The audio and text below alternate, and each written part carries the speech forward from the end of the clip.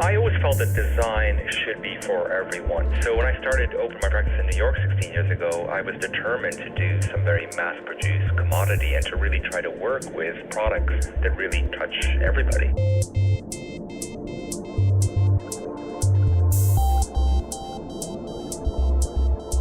I decided one of my agendas was to really create what I call designocracy, which is really to democratize design.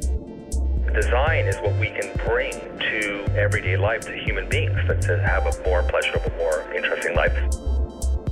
And design sometimes can be as simple as just making someone feel better or smile when they see a space, or they walk through a door, or they sit on a chair, or they touch a laptop, or any of these objects that are around us.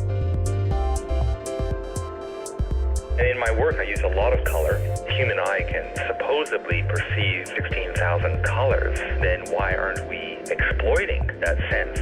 If you walk through a city, you just realize how we have made a relatively gray world. We're losing an opportunity to enjoy a sense that we've been given.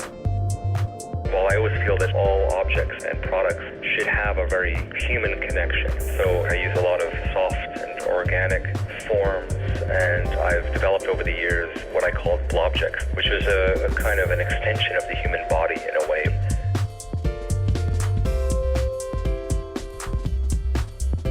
And I think for us as human beings, we tend to like amorphous work because it immediately communicates directly to us on many levels.